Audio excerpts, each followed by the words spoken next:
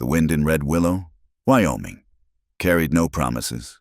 It was a scavenger, picking up the grit of the new railroad, the smell of hot cattle grease from the stockyards, and the sharp tang of rust from the rails that stretched east and west like a fresh wound across the prairie. The year was 1889, and the sun beat down on the station's tin roof with a mean, hammering glare, making the air shimmer over the tracks. Everything felt temporary, slapped together with raw lumber and hurried nails, waiting for the next train to bring purpose or ruin. Inside the station, the air was thick with coal smoke and the low hum of anxiety. Eva Whittaker stood near the ticket window, a small, still point in the shuffling chaos. At 22, she had the practiced posture of someone who spent her life trying not to be noticed. Her dress, a simple gray cotton of her own making, was neat but worn, and her hands, usually busy with a needle and thread, were clenched around the handle of a cheap wooden valise. Inside that valise was everything she owned: 2 spare dresses, a sewing kit, and a small box of letters, the most important of which was a crumpled page from a man named Thomas Reed. It was a letter of betrothal, a promise of a new life in Cheyenne, far from the quiet shame of being an orphan with no prospects. That letter was her map out of the past. She scanned the platform again, her heart a tight knot beneath her ribs. He had promised to be here, to meet her train and escort her the final leg of the journey. The world he described in his letters was one of stability, of respectable society and a home of her own. It was a world she had only ever stitched for other people. Leaning against a support pillar on the far side of the platform, Cole McKenna watched the passengers ebb and flow. He was a man made of straight lines and quiet angles. From the set of his shoulders to the brim of his hat, at 31, his face was weathered by sun and wind, and his eyes the color of a winter sky. Missed nothing. His hands, resting loosely at his sides, were scarred and calloused from a lifetime of reins and ropes. He was a cattle drover, and before that, a cavalry scout. He knew the language of dust clouds and distant sounds better than he knew the chatter of a crowded station. He was just passing through, escorting a herd to the railhead, his pockets a little heavier with coin. Every dollar was another step toward a piece of land he had his eye on up at Box Elder Creek. He pictured it often a small ranch, a barn for breeding good horses, and silence, a place where the only loud noise was the wind, a quiet place with no more gunshots. He was not interested in the station's dramas, but he could not help overhearing the talk. The name Ezekiel Brandt was on everyone's lips, a phantom who haunted the new rail lines. Men spoke of him in low voices, telling tales of travelers with valid tickets being turned away, of mailbags disappearing, of a shadow government run by Brandt and his men who squeezed a profit from every desperate soul passing through. The whispers said Zeke had a man on the inside, a station official with a greedy palm. Cole had seen men like Brandt before, vultures who fed on the hopes of others.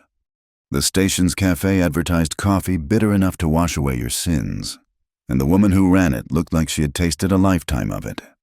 She scowled at each customer as if their thirst was a personal insult. Cole preferred to stay outside, where the air was at least honest about its harshness. Then the distant wail of the train whistle cut through the afternoon heat.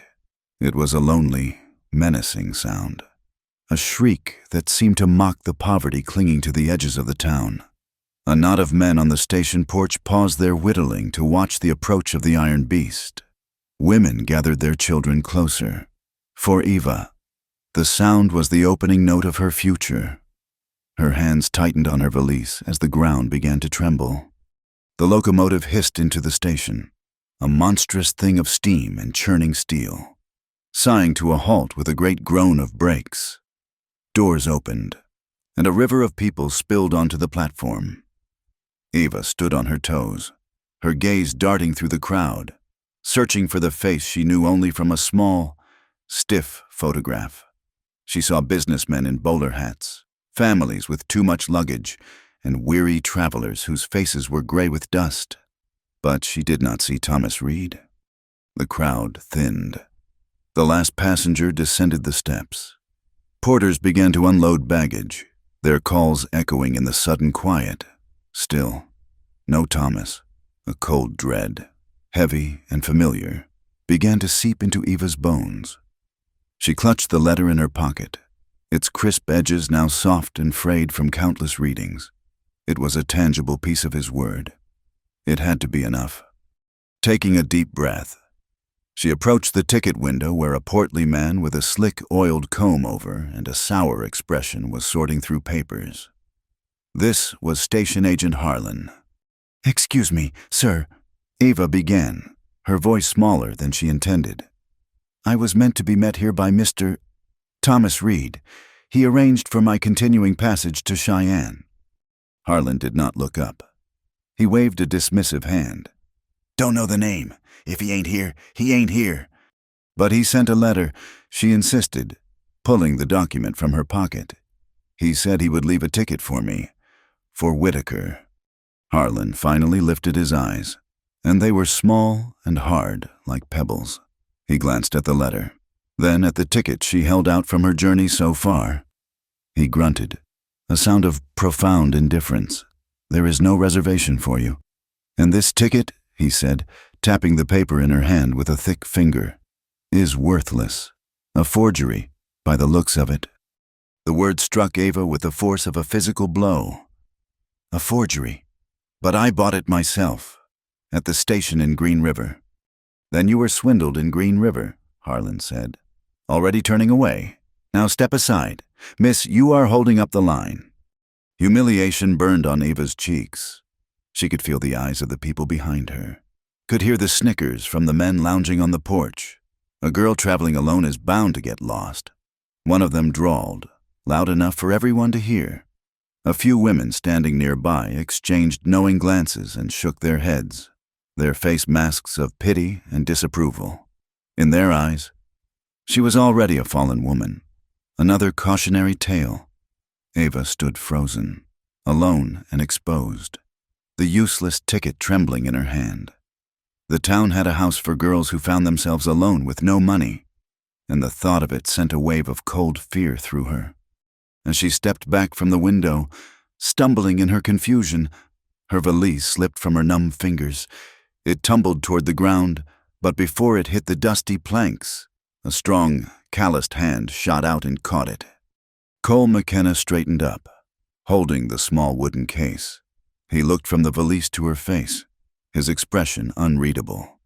"That valise of yours," he said, his voice a low, rough baritone, "is about as light as the promises made at this station." The observation was so blunt, so unexpectedly true, that it cut through her panic. She looked up at him, at his steady gray eyes, and found her own voice. "But it is all I have." He handed it back to her, his fingers brushing hers for a brief second. The name the station agent had dismissed so easily.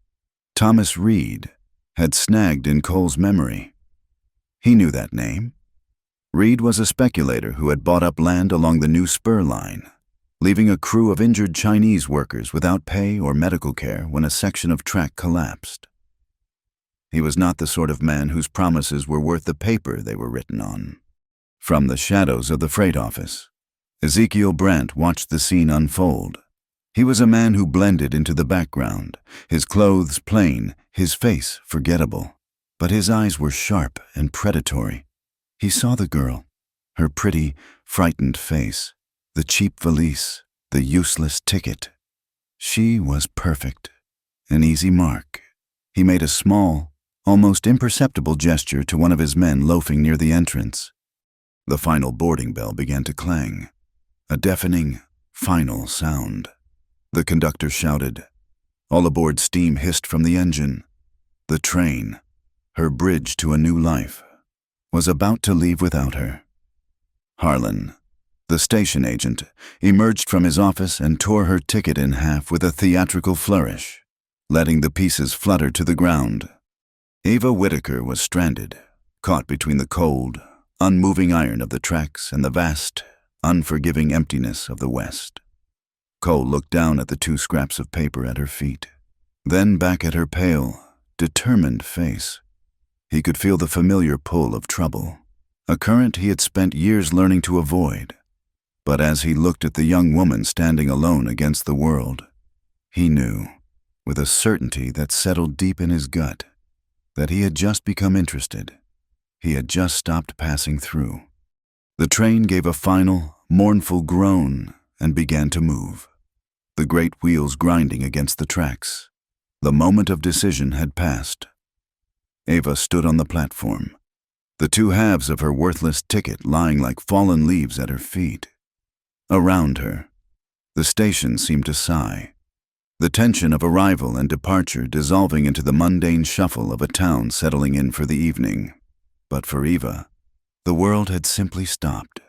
She was a statue of despair, her gaze fixed on the receding train car that held a future that was no longer hers. Station agent Harlan stepped out from behind his counter, a smirk of satisfaction playing on his thick lips. He walked over to her, his boots loud on the wooden planks. He gestured with a thumb toward her valise. "Now then, about your luggage. There is a fee for loitering on railroad property. Seeing as you have no valid ticket, I will just take this as payment. I can probably get a few dollars for it." He reached for the handle, but before his fingers could close around it, a man moved out of the shadows of the freight office. It was Ezekiel Brandt. He moved with a quiet, fluid grace that was more unsettling than any overt threat. He ignored Harlan and addressed Eva directly, his voice smooth and low, like oil on water. "A lady in distress," he murmured, though his eyes held no sympathy. They were cold and appraising. "It is a dangerous world for a woman alone. A person needs protection, friends in the right places. For a small consideration, I can make sure your troubles disappear. I can even arrange new passage for you. A ticket, you might say, to a place where you will be taken care of." The implication hung in the air, thick and suffocating. He was not offering help. He was naming his price. Eva felt a chill that had nothing to do with the evening breeze. She was caught between the petty tyrant of the station and this far more dangerous predator. Then, a third figure stepped into the small, charged circle. Cole McKenna moved without a word, placing himself between Eva and the other two men. He did not look at them. His entire focus was on the ticket window, as if Harlan and Brandt were nothing more than furniture. He walked to the counter, his stride steady and purposeful. "I need a ticket," he said to the clerk inside, a young man who looked terrified to be witnessing the confrontation. Harlan puffed out his chest. "The ticket window is closed for the evening, and I am conducting business out here." Cole ignored him, his gray eyes fixed on the clerk. "One ticket to Fort Bridger, for the morning train." "I said we are closed," Harlan snapped, moving to block the window. Cole finally turned his head to look at the station agent. He did not raise his voice. He simply reached into his vest pocket and pulled out a small leather pouch. He loosened the drawstring and let 3 heavy, gold coins drop onto the countertop. They landed with a solid, authoritative thud that cut through the station's noise. The worn gold gleamed in the fading light. "Real money," Cole said, his voice flat and hard. "Talks louder than your mouth." The entire platform seemed to fall silent. Harlan stared at the coins, his greed warring with his bluster. The men on the porch stopped their talking. Even Zeke Brandt's smooth composure wavered for a fraction of a second. The raw, simple power of gold had changed the rules of the game. Harlan swallowed hard, his eyes darting from the coins to Cole's unyielding face, and then he slowly, resentfully, backed away from the window. The clerk scrambled to produce a ticket. Cole picked up the ticket and the change, and turned to Ava. He held out the small piece of cardboard to her. The crowd was watching, waiting to see what would happen next. He seemed to understand that she needed more than just a ticket. She needed her dignity back. He gave a slight, almost imperceptible smile, a gesture that was meant only for her. "Abandoned at the train station," he said, his voice just loud enough for those nearby to hear. "A cowboy bought her a ticket to forever." He said it with a strange mix of wry humor and genuine gravity, as if he were narrating the chapter of a dime novel.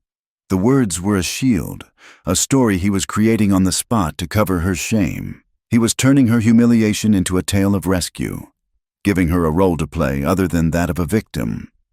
Ava looked at the ticket in his hand. Fort Bridger. She had a great aunt there, a woman she barely knew but who was her only other living relative. It was a lifeline. She could take it, board the morning train, and leave Red Willow and its dangers behind forever. She could escape. The urge to flee was a powerful, screaming thing inside her. But then she looked at Harlan, who was still eyeing the coins on the counter. And she thought of Ezekiel Brandt, who was watching her with an unnerving intensity. And most of all, she thought of Thomas Reed and the money order he was supposed to have sent, the money that had clearly been stolen. If she ran now, she would be running for the rest of her life. She would be the girl with the forged ticket, the woman who fled from trouble. The story they told about her would be one of shame. She reached out and took the ticket from Cole. Her fingers were steady. "Thank you," she said, her voice clear and strong. She turned to face Harlan and the silent, watching crowd. "I will accept this passage, but I will be taking the morning train.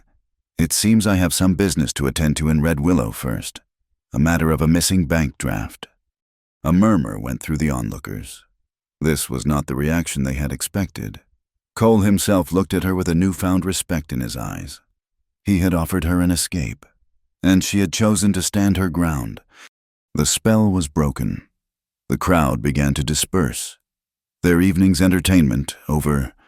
Zeke Brandt gave Cole a long, cold look before melting back into the shadows with his men. Harlan, grumbling, scooped up the gold coins and retreated into his office, slamming the door behind him. They were left alone on the platform as twilight bled across the sky, turning the prairie purple. The problem of the next few hours settled between them. "You will need a place to stay," Cole said. It was a statement, not a question. "I have a little money," she began, but he cut her off. "Mrs. Garver runs a clean boarding house, just at the edge of town. I will get you a room for the night." Ava hesitated. She was grateful, but she was not a fool. She knew how such arrangements could be perceived. "Mr. McKenna, I cannot—" "I will pay for the room," he stated, leaving no room for argument. "You will have the key. I will be sleeping in the stable with my horse. I am not a wolf." "Miss Whitaker," he said it so simply, with such plain honesty, that she felt a warmth spread through her chest, chasing away some of the chill. He was offering not just shelter, but safety.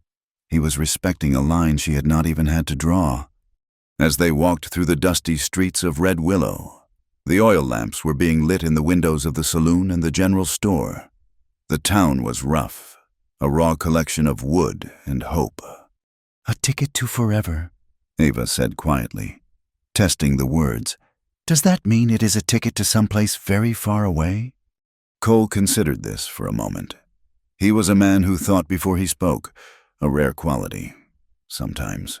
He answered, his gaze on the darkening horizon. "It is just a ticket to get through a single night without being afraid." Mrs. Garver was a woman built like an oak barrel, with arms thick from kneading dough and a gaze that could stop a charging bull.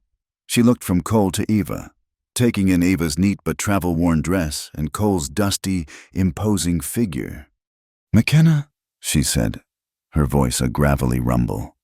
"What trouble are you bringing to my door now?" "No trouble. Martha," Cole said. "Just a room for the lady. For the night." Mrs.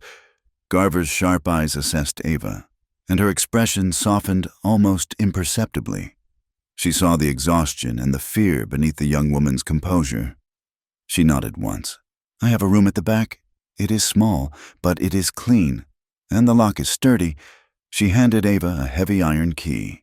Then she turned her formidable gaze on Cole. "And you know where the stable is. If you so much as set one boot on my porch before sunup, I will hit you so hard with my cast-iron skillet, your ancestors will feel it." She said it with the casual authority of a woman who had likely made good on that threat before. From the parlor, two other boarders, A pair of women with sharp noses and sharper eyes watched the exchange. Their whispers were audible as Eva followed Mrs. Garver down the hall, a young thing like that, with a rough cowboy. Eva felt their judgment like a physical weight, but she held her head high. Inside the small room, the air smelled of lemon soap and clean linen. There was a simple bed, a washstand with a pitcher and bowl, and a single window that looked out onto a row of aspiring cottonwood trees. It was the safest she had felt all day. She set her valise on the floor and walked to the window. The lock on the door felt solid and real in her pocket. She took out the ticket Cole had bought her, a ticket to Fort Bridger, a ticket through the night. She whispered his strange words to herself, a small charm against the darkness outside, abandoned at the train station. A cowboy bought her a ticket to forever. Meanwhile, in the smoky back room of the saloon, Ezekiel Brandt leaned back in his chair. The interference had annoyed him. The cowboy was an unexpected complication, and the girl was proving to have more spine than he had anticipated. He gestured to one of his men. "That ticket is a loose end. I want it. Before that train leaves in the morning, you get it back. Understand?" The man nodded and slipped out of the room. Zeke did not like loose ends. Out in the stable, Cole did not bed down for the night. He checked on his horse, a sturdy buckskin named Remedy, and then leaned against the rough wood of the doorway, looking up at the sky. A million stars were scattered across the blackness, cold and distant. He had acted on instinct, on a protective urge he thought he had buried long ago. He had wanted to wipe the fear from that young woman's face. But now, in the quiet of the night, he wondered who he had really bought that ticket for. Was it for the girl with the honest, frightened eyes, or was it for his own conscience? A down payment on a debt he did not even know he still owed. A cool wind rustled through the cottonwood trees, their leaves whispering secrets to the night. In the small boarding house room, Eva finally lay down to sleep. The iron key clutched in her hand. A promise had been made, not in words, but in a ticket, a key, and a shared understanding in the twilight. Something new had begun, fragile and uncertain as a single candle flame in the vast, dark prairie. Morning arrived in Red Willow not with a gentle dawn, but with a sharp, clear light that sliced across the plains, promising another day of heat and dust. The smell of brewing coffee, thick and strong enough to stand a spoon in, and the savory scent of sizzling bacon and cornbread batter hitting a hot griddle filled the kitchen of Mrs. Garver's boarding house. It was a place of comforting, solid realities. The big black kerosene stove radiated a steady warmth, and every pot and pan hanging from the wall was scrubbed to a dull shine. Eva had woken from a sleep that was surprisingly deep, the heavy key to her room still resting on the small bedside table. For the first time in what felt like a lifetime, she had slept without the gnawing fear of what the next day would bring. When she entered the kitchen, Mrs. Garver was at the stove, her broad back to the door. She turned, a spatula in hand, and gave Eva a look that was both an appraisal and an invitation. "Sit," the older woman commanded, gesturing with the spatula to a small wooden table. "A body cannot face down scoundrels on an empty stomach." Eva sat, and a moment later a heavy plate was set before her, piled high with food. Cole was already at the table, a steaming mug of coffee in his hands. He looked as if he had been awake for hours, his face clean-shaven and his posture alert. He gave her a quiet nod of greeting. As she ate, Mrs. Garver talked, her voice a low rumble that filled the kitchen. She spoke of her late husband, a good man taken by a fever 10 years prior, and of the challenges of running a boarding house alone in a town full of transients and rough men. "A woman has got to be tougher than the skillet she cooks with," she said, punctuating the statement with a firm tap of her spatula on the stove. She looked directly at Eva, her eyes sharp but not unkind. "You remember that, girl. We women, we have to save ourselves. The good men, like my Henry, are rare. The rest are just looking for a place to wipe their boots." It was a piece of advice, a warning, and a declaration of solidarity all in one. After the plates were cleared, a quiet purpose settled over the kitchen. "The bank opens in an hour," Cole said, his voice cutting through the morning calm. "If there was a bank draft sent in your name, that is where we will find the trail." Ava's heart began to beat a little faster. This was it, the moment to move from being a victim to being an investigator of her own fate. "You will come with me?" she asked, though she already knew the answer. "I will," he said, and the simple finality of his words was more reassuring than any flowery promise could ever be. The walk to the Red Willow Bank and Trust was a short one, but it felt like a mile. The town was alive now. Wagons rattling down the main street, men in dusty hats greeting each other with gruff nods. As Ava walked beside Cole, she felt the town's eyes upon her. She saw the women from the boarding house parlor whispering behind their hands as they swept their porches. She saw the same men who had loitered at the station the day before, their smirks and speculative glances following her. The gossip had already spread, painting her as a woman of loose morals under the protection of a rough cowboy. The injustice of it was a hot coal in her throat. She straightened her shoulders and lifted her chin, meeting the gaze of a woman who was staring at her from the doorway of the general store. The woman quickly looked away. "I owe no one an apology for seeking a decent life," Ava said, her voice low but fierce, meant more for herself than for Cole. He heard her, though. He glanced down at her, a flicker of something that might have been admiration in his gray eyes. The wind picked up, kicking dust from the street into the air. He stopped, untying the dark blue bandana from around his neck. It was old and soft from countless washings. "Here," he said, holding it out to her, "to keep the station dust from choking you." She took it, surprised by the simple, practical gesture. The cotton was still warm from his skin. She tied it loosely over her nose and mouth, and the clean, faint scent of soap and leather was a small, steadying comfort. It was a flimsy shield against the world's judgment, but it felt like armor. As they continued, Cole's eyes scanned the street. He moved with a practiced ease, but there was a tension in his shoulders that had not been there before. He had noticed a man in a brown duster detaching himself from the front of the saloon and following them at a distance. One of Zeke's men. Cole did not look back. He kept his pace even, his hands loose at his sides. He had a principle, one he had lived by since his days as a scout. You only draw your gun when right is on the side of the trigger. And the time for that was not now. The bank was a narrow brick building, the most permanent-looking structure on the street. Inside, it was cool and quiet, smelling of paper and old money. A young clerk with a thin mustache and nervous eyes stood behind a brass grill. Ava explained her situation, her voice much steadier than it had been the day before. She gave him Thomas Reed's name and the details of the expected bank draft. The clerk, a Mr. Abernathy, shuffled through a stack of papers, his brow furrowed in concentration. Finally, he looked up, and his expression was one of deep discomfort. "Yes, ma'am. A draft for $200 did arrive for a Miss Eva Whitaker 3 days ago." A wave of relief washed over Eva. "So she was not crazy. It was real. Then it is still here." Abernathy cleared his throat and avoided her eyes. "No, ma'am. The funds were withdrawn yesterday morning." "Withdrawn," Ava echoed, her voice shaking slightly. "But how I was not here?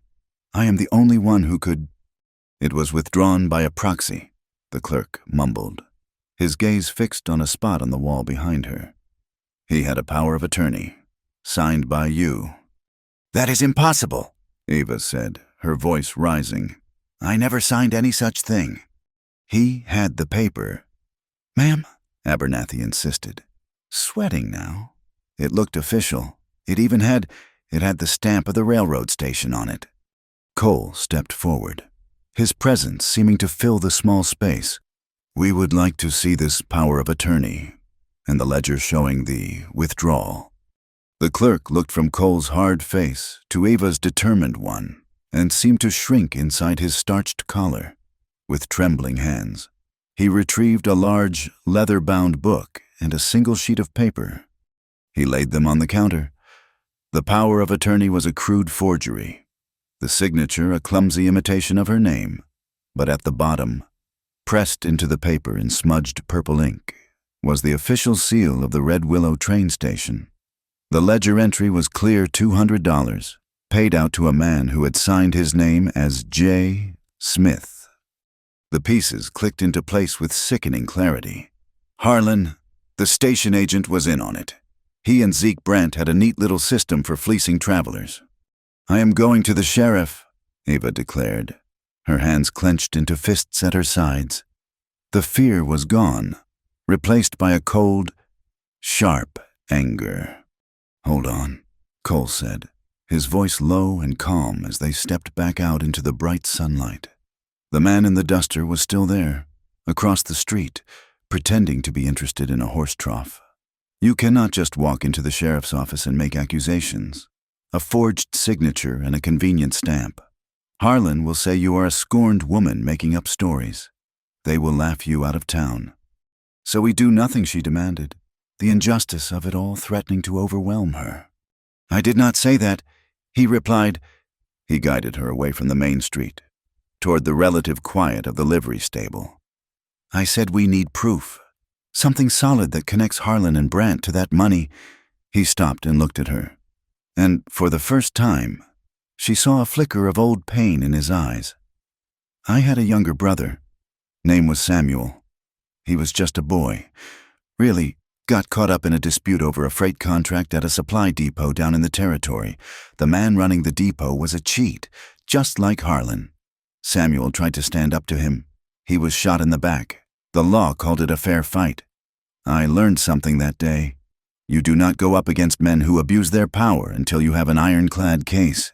You do not give them an excuse to call it a fair fight." His story, told in his usual spare, clipped manner, explained everything. It was not just about her, for him. This was a battle against an old ghost. He seemed to shake off the memory and turn to a water barrel, ladling some water into a tin cup. He added a scoop of coffee grounds from a pouch and set the cup on a small, smoldering fire nearby. In moments, the water was boiling. He handed the cup to her. She took a sip and immediately grimaced, the gritty, bitter liquid scalding her tongue. It was the most awful coffee she had ever tasted.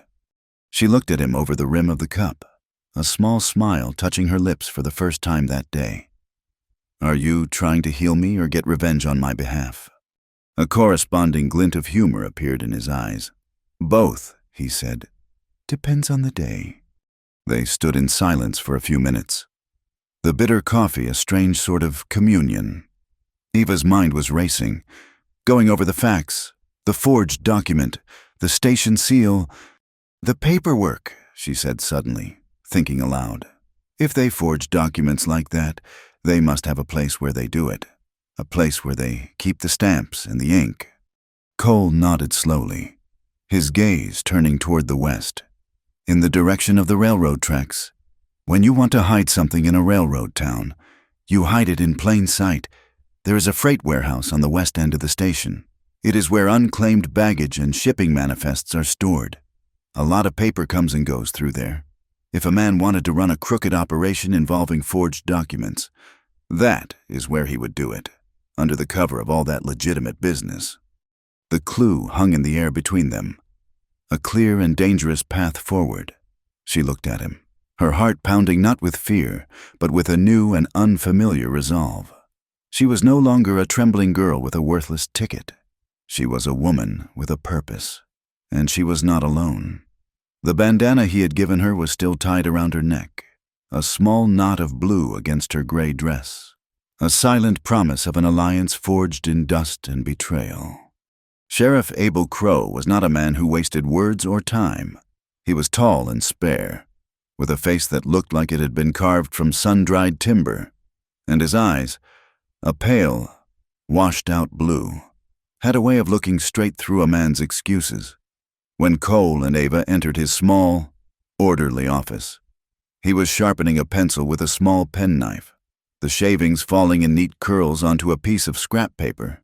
He listened to their story without interruption, his gaze moving from Ava's earnest face to Cole's steady one. He examined the forged power of attorney, running a thumb over the smudged station seal. When they were finished, he set the pencil down, its point now dangerously sharp. "Harlan is a petty thief with a big man's ambition," he said, his voice a dry rasp. "And Zeke Brandt, Zeke is a snake who sells his own rattle. I have been wanting a reason to step on him for a while now. But your cowboy friend is right," he added, looking at Eva. "Accusations are just wind. We need something solid. Let us pay a visit to that warehouse." He did not deputize them or make a grand show of it. He simply put on his hat, checked the pistol at his hip, and said, "Let us go." The freight warehouse was a long, cavernous building that smelled of pine resin, damp earth, and the faint, sweet scent of spilled grain. Sunlight streamed through the grimy windows in dusty shafts, illuminating mountains of crates, barrels, and forgotten luggage. It was a purgatory for property, a place where things waited for a destination that might never come. Station Agent Harlan was in his small, cluttered office at the front of the warehouse, looking flustered, when he saw Sheriff Crow walk in, followed by Eva and Cole. The color drained from his face, leaving it a pasty, unhealthy white. "Sheriff," he stammered, trying to muster an air of authority. "What can I do for you? I was just in the middle of a stock inventory." "We are here about a missing bank draft." "Harlan?" Crow said, his voice echoing slightly in the big room. "And a forged power of attorney that happens to bear your station's official seal." "I do not know anything about that," Harlan blustered, wiping a sheen of sweat from his upper lip. "This woman showed up yesterday with a fake ticket. She is probably a grifter." "Sheriff, trying to swindle the railroad." "Is that so?" Crow said, his voice dangerously mild. He walked over to Harlan's desk. It was a chaotic mess of manifests, bills of lading, and telegraph flimsies. And in the middle of it all, sitting on a blotter, was a purple ink pad and the heavy brass seal of the Red Willow station. Crow picked up the seal. He pressed it onto a blank piece of paper. Then he held it next to the seal on the forged document Eva had brought from the bank. The impressions were identical. He then touched a finger to the ink pad. It came away stained a deep, fresh purple. "This ink is still wet." "Harlan," the sheriff said, his voice dropping to a low growl. "Funny, for a stamp you supposedly have not used on any legal documents." Harlan's bravado crumbled. He began to sputter, his eyes darting around the room as if searching for an escape route. It must have been... Someone must have used it without my permission." "Was it this man?" a smooth voice asked from the doorway. They all turned. Ezekiel Brandt stood there, framed by the bright afternoon sun. He was dressed in a well-tailored but plain suit, looking more like a traveling merchant than a criminal mastermind.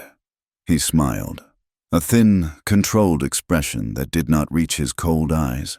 He walked into the warehouse, his boots making no sound on the dusty floor. "It seems there has been a misunderstanding," Brandt said, his gaze sweeping over the scene.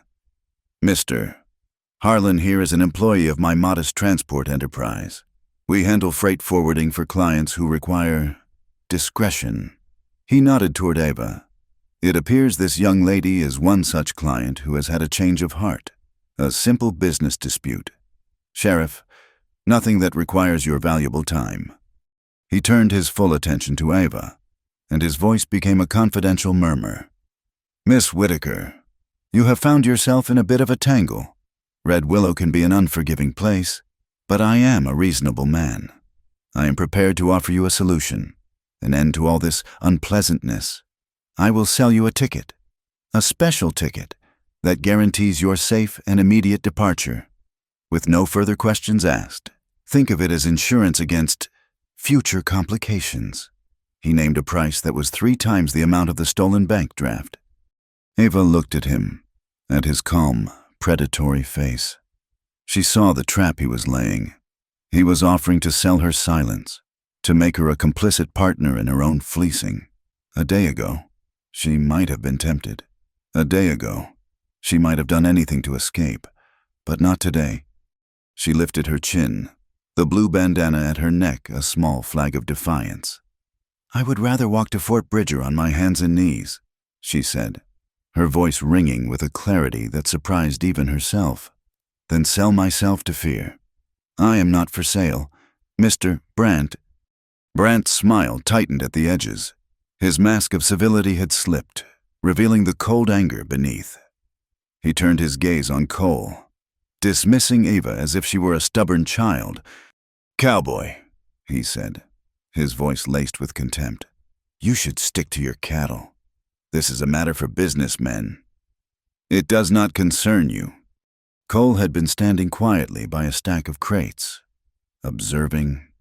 He now straightened up to his full height, and though he was not much taller than Brandt, he seemed to cast a much larger shadow. "We are men who do right by people," Cole said, his voice a low, hard rumble. "You are just a man who does business." The tension in the room was thick enough to taste. Sheriff Crow stepped between them, his hand resting on the butt of his pistol. "That is enough. Harlan, you are coming with me. We have some questions for you down at the office." To Brandt, he said, "And you, I suggest you make yourself available. I am not done with this business." The sheriff knew he had Harlan on the forgery, but that was a local matter. What he really wanted was to tie Brandt to the larger scheme, to prove a conspiracy to defraud travelers across state lines. That was a federal offense, a crime that would send Zeke Brandt away for a very long time.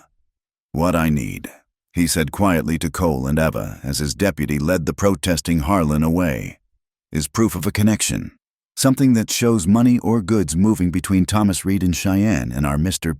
Brandt here." They began a more thorough search of the warehouse, looking for anything that might link the two men. It was slow, dusty work. They sifted through ledgers and shipping manifests, their hands growing gray with grime. It was Ava who found it. Tucked away under a pile of burlap sacks was a parcel that had been roughly handled, its corner torn open as if someone had hastily inspected its contents. The shipping label was addressed to her, Miss Eva Whitaker, care of the Red Willow Station. The return address was a business in Cheyenne. The sender was Thomas Reed. Her breath caught in her throat. With trembling fingers, she reached into the torn opening and pulled out the contents.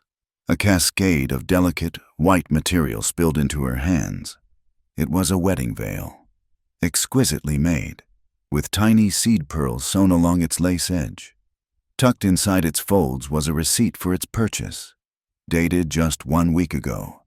For a moment, all the strength went out of her. The veil was proof of a promise, a future that had been so close she could almost touch it.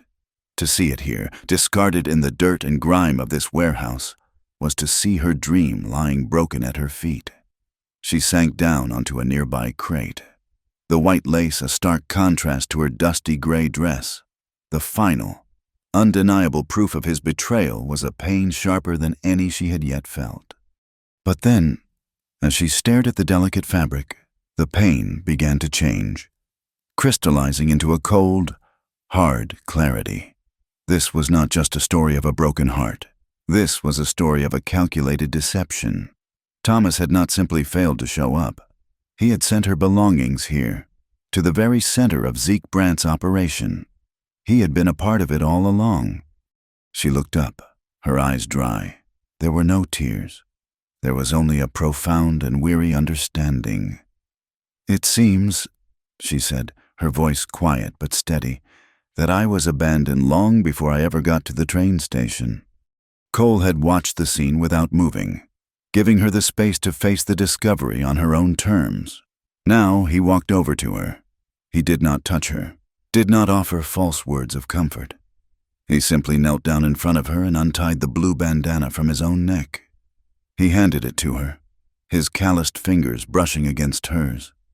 "This is for more than just the dust," he said, his voice rough with an unspoken emotion. She took the bandana, its soft, worn fabric a small, solid comfort in her hands. She did not use it to wipe away tears. She simply held it, a tangible link to the man who stood by her side, a silent witness to her quiet strength. "I will be seeing you." "Sheriff," a voice said from the doorway. Zeke Brandt was still there, his composure fully restored. He looked from the veil in Ava's lap to the determination on Cole's face. A slow, chilling smile spread across his lips. He looked directly at Cole. "Tonight," he said, his voice a low promise of violence, "I will take back what I have paid for." And then he was gone. As he disappeared, a sudden gust of wind rattled the tin roof of the warehouse, sending a swirl of dust and debris dancing through the shafts of light. The air, which had been still and hot all day, now felt heavy and charged. Cole walked to the open warehouse door and looked out to the west. The horizon, which had been a clear, sharp line, was now blurred and indistinct. A low, dark wall of brown was building in the distance, a smudge of chaos against the vast blue sky. "Dust storm is coming," he said, his voice grim. The wind was changing. Nature itself was about to test the courage of everyone in Red Willow. The shift was almost imperceptible at first, a subtle change in the quality of the light, a sudden drop in the wind that left the air unnaturally still and heavy, as if the world were holding its breath. Then, the silence was broken by a low, mournful moan that seemed to come from the earth itself. Cole, standing in the great open door of the warehouse, needed no further warning. He had heard that sound before, on the open plains, a lullaby for destruction. "Get away from the door," he said to Eva, his voice sharp with an urgency she had not heard before. He moved quickly, grabbing her arm, his grip firm but not rough, and pulled her deeper into the cavernous building. "And stay away from the windows." The first gust of wind hit the warehouse like a physical blow. The tin roof groaned in protest, and the entire structure shuddered. The shafts of sunlight that had been so clear moments before vanished, and the air inside the warehouse turned a sickly, yellowish brown. A fine, gritty powder began to sift through the cracks in the walls, instantly coating every surface with a film of red dust. Outside, the world disappeared. The moan became a shriek, then a full-throated roar, a sound of pure, elemental fury. The station sign, which had hung from two heavy chains, was torn from its moorings and sent cartwheeling into the brown abyss. They heard the shattering of glass as a window in the station office blew in. The air grew thick and difficult to breathe, each inhalation a painful draft of sand and grit that scraped at the lungs. Ava coughed, her eyes streaming. The bandana Cole had given her offered little protection against the choking onslaught. Through the growing gloom, she could see the terror on Sheriff Crow's face as he and his deputy struggled to force the great warehouse doors closed against the storm's power. And Cole was a point of calm in the chaos. His scout's mind was working, assessing the threats, calculating the odds. The warehouse, with its high roof and large, vulnerable doors, was a death trap. They needed to get lower. They needed to get underground. "The coal cellar," he shouted over the din, his voice barely audible. "For the station stove. It is behind the building. Brick walls." The sheriff nodded, his face grim. Getting there would be a desperate gamble. It was only 50 yards, but it might as well have been a mile. "We go together," Crow yelled. "Stay low." Cole turned to Eva. He took the bandana from her, soaked it with water from a fire bucket, and retied it firmly over her nose and mouth. The cool dampness was an instant relief. "Breathe through this," he commanded. "Short breaths. When we go out, keep your head down and hold on to me. Do not let go, no matter what." The deputy managed to slide one of the heavy doors open just enough for them to slip through. The moment they stepped outside, they were swallowed by the storm. It was like stepping into a living thing, a malevolent entity of wind and sand. The wind tore at their clothes, trying to rip them from their feet. Visibility was less than an arm's length. The air was a thick, swirling soup of red earth. Cole put himself in front of Ava, his body a shield against the worst of the blast. He grabbed a handful of her dress and pulled her along, his head bowed, following the line of the brick station wall by touch alone. The sand stung their exposed skin like 1,000 tiny needles. Twice, Ava stumbled, her feet catching on unseen debris. But Cole's grip was like iron, pulling her up, forcing her onward. She could not see. She could only feel his solid presence in front of her, the reassuring strength in his hand, and the relentless, screaming assault of the wind. Finally, after an eternity of struggle, he stopped and fumbled with something at his feet. A heavy wooden door scraped open, revealing a square of absolute blackness. It was the entrance to the cellar. "In," he yelled, pushing her gently toward the opening. She scrambled down a short flight of rough stone steps, and he followed right behind her, pulling the heavy door closed against the howling chaos. The sudden silence was as shocking as the noise had been.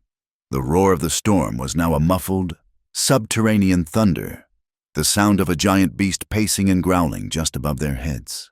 The darkness was total, a thick, velvety black that seemed to press in on them. The air was cool and damp, thick with the smell of coal dust and wet earth.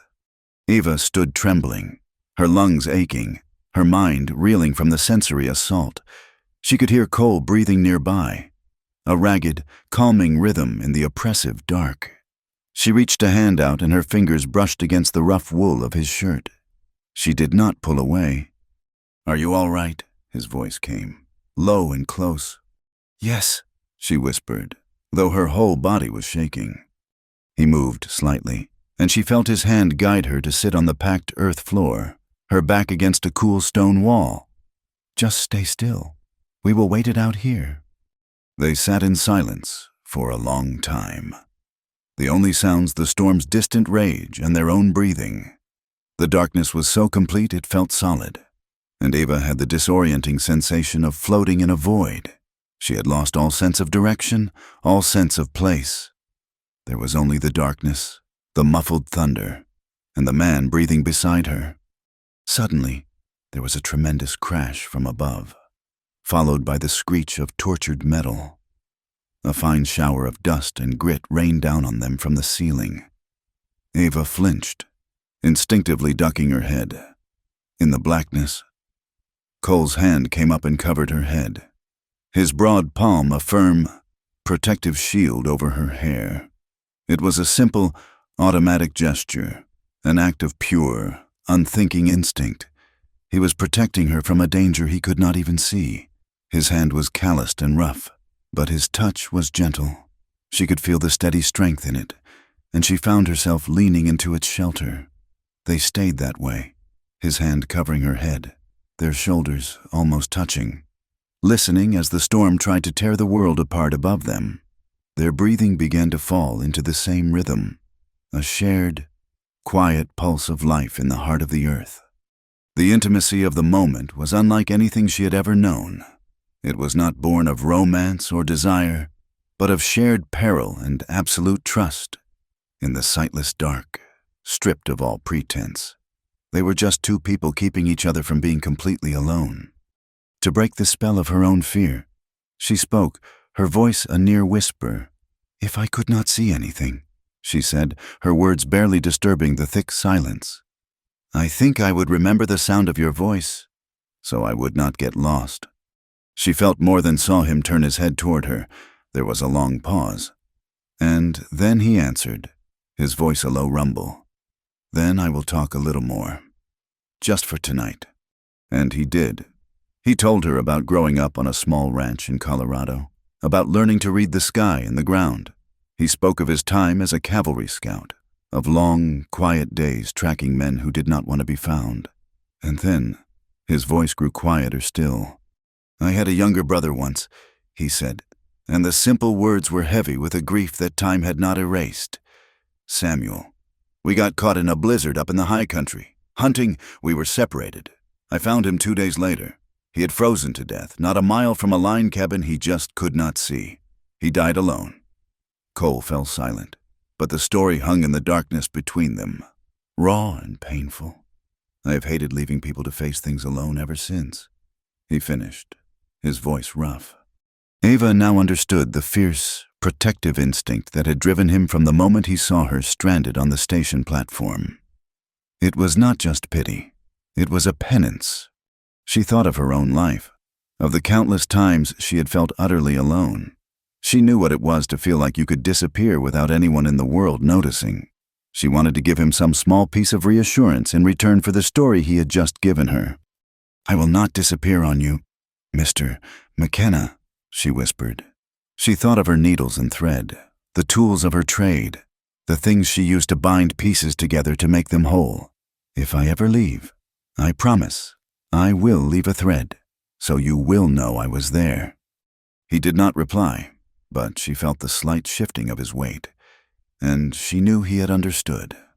The bandana, still damp against her face, was more than just a cloth. It was a link, a symbol of the trust that was being woven between them in the dark, a thread connecting a stranger to a protector, a life to a life. Above them, the storm raged, paralyzing Red Willow. Sheriff Crow and his deputy were trapped with them, their authority rendered useless. Zeke Brandt was out there somewhere, and this chaos was his perfect cover. The law was blind and deaf, huddled in a cellar, while the lawless had free reign of the town. Hours seemed to pass. The roaring above began to lessen, the violent shriek softening to a sustained, mournful howl. In the midst of the noise, a small piece of debris dislodged from the ceiling fell, clattering harmlessly to the floor nearby. The sound was so sudden in their quiet pocket of existence that it startled a small, involuntary laugh from Ava, a sound of pure, nervous relief.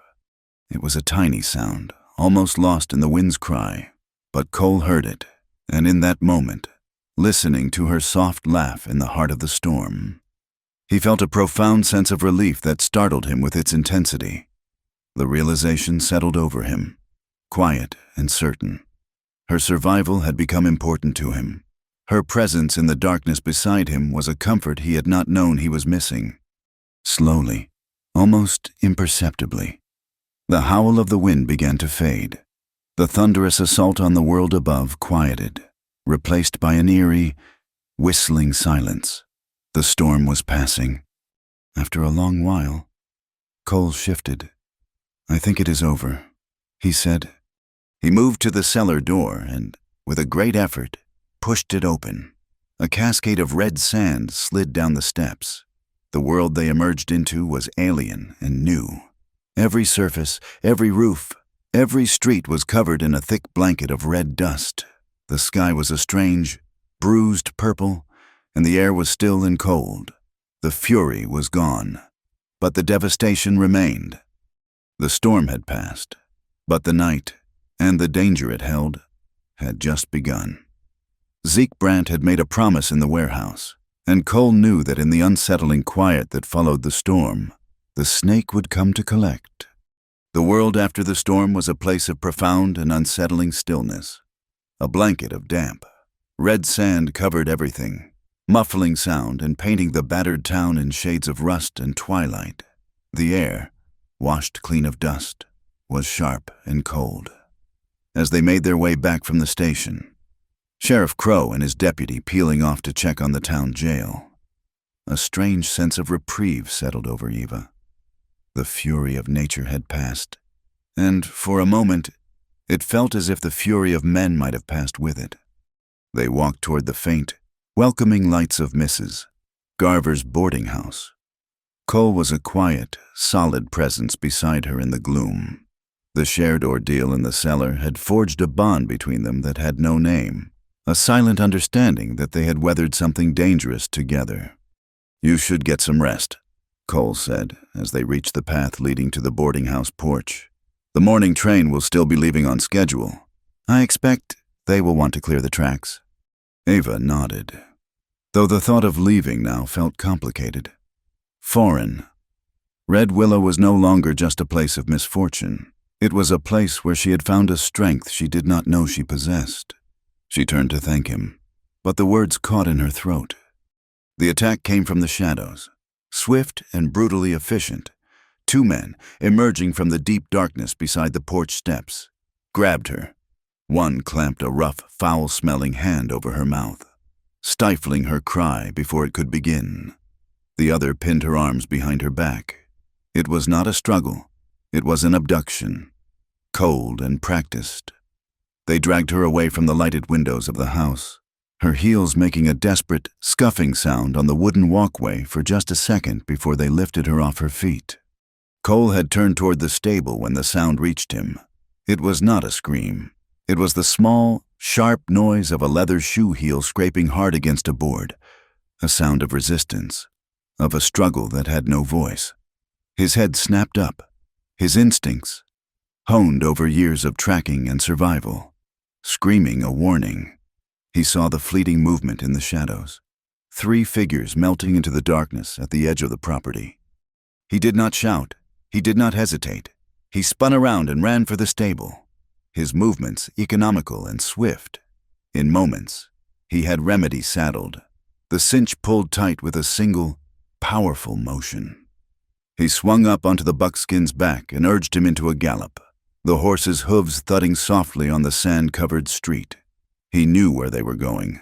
There was only one place isolated enough, a landmark that served as a warning to all who crossed Zeke Brandt, the old iron railroad bridge that spanned Dry Creek. The bridge loomed out of the darkness, a skeletal web of black iron against the starry sky. A single oil lantern hung from a crossbeam, swinging in the night breeze. Its unsteady light cast long, distorted shadows that writhed and danced, making the bridge's trestles look like the bars of a giant cage. In the center of the span, Zeke Brandt waited. His 2 men shoved Eva forward, her hands now bound in front of her with a rough piece of rope. Zeke looked at her, his face a mask of calm reason in the flickering lamplight. He held a piece of paper and a pencil. A simple transaction. "Miss Whitaker," he said, his voice smooth and devoid of emotion. "This is a document stating that you have received a full refund for your troubles and that you have no further claims against my associates or the railroad. You will sign it, and you will be free to go." "I will not," Eva said, her voice trembling but firm. Zeke sighed, a sound of theatrical patience. "You seem to misunderstand your position. You are nothing more than misaddressed merchandise, a piece of freight that has caused a great deal of trouble. I am merely trying to correct the shipping error." He gestured to the torn parcel containing her wedding veil, which one of his men was holding. The sight of it, a symbol of her humiliation, sent a fresh wave of anger through her. She looked from the veil to the dark, swirling water of the creek below. The storm had turned the dry creek bed into a rushing, albeit shallow, river. "I am no longer merchandise," she said, with a sudden, quick movement. She lunged forward, grabbed the veil from the man's hand, and before anyone could react, she hurled it over the side of the bridge. They watched as the delicate white lace caught the wind for a moment, a ghostly shape in the darkness, before it fell and was swallowed by the black water. Zeke's eyes narrowed. The act of defiance had been small, symbolic, but it had shifted the balance of power. He took a step toward her, his mask of civility gone. "You will regret that." It was then that they heard the sound of the approaching horse. Cole rode into the circle of light at the end of the bridge, pulling Remedy to a halt. He did not draw his weapon. He simply sat on his horse, his hands resting on the saddle horn, his gaze fixed on Brandt. "Let her go, Zeke," Cole said, his voice calm and even. Brandt laughed, a short, humorless sound. "The cowboy comes to the rescue. You are a fool. McKenna, this is not your fight." "Let her go," Cole repeated. "You have made your point. I will ride back into town and get you every dollar I have. The law will find you eventually. Take the money and ride out. It is your only play." Zeke considered it, a flicker of calculation in his eyes. But as he looked at Eva's defiant face, his pride seemed to win out over his reason. He wanted to break her. He wanted to win. While they were focused on Cole, Eva was acting. She was no longer the frightened girl on the platform. The woman who had survived the storm in the dark cellar had found a core of iron within herself. She took a small step backward, closer to the iron railing of the bridge, her hands bound in front of her, began to work frantically at the crude knot in the rope. She kept her eyes on Brant, her expression carefully blank, hiding the furious activity of her fingers. The knot began to loosen. She felt it give, creating a diversion. She took another step back, as if in fear, letting out a small, convincing cry. As Brant's man on her left moved to grab her, she drove her foot down hard onto his instep. He yelped in pain and surprise, his grip on her arm loosening for a critical second. In that instant, her hands came free. She shoved the man with all her might, sending him stumbling into the other guard. As they scrambled to regain their balance, a new figure appeared at the far end of the bridge, panting and furious. It was Station Agent Harlan. "Zeke, you double-crossing cheat!" he screeched, his voice cracking with panic and greed. "The sheriff has me locked up. I am not taking the fall for this alone. I want my share. You promised me my share." Zeke's men froze, looking from the enraged station agent to their boss. Harlan's panicked outburst had just confirmed everything in front of witnesses. Their loyalty, which had been bought with money and maintained with fear, evaporated. They were part of a losing hand. In that moment of chaos and betrayal, Ava looked at Cole. He was off his horse now, moving toward them, his focus absolute. A strange, miraculous feeling washed over her, a feeling of immense clarity. A slow smile touched her lips, even as tears of relief welled in her eyes. "I was not abandoned tonight," she said, her voice shaking but clear, the words a revelation spoken into the night. "That day at the station." Abandoned at the train station, a cowboy bought her a ticket to forever. It turns out it was a ticket to finding myself.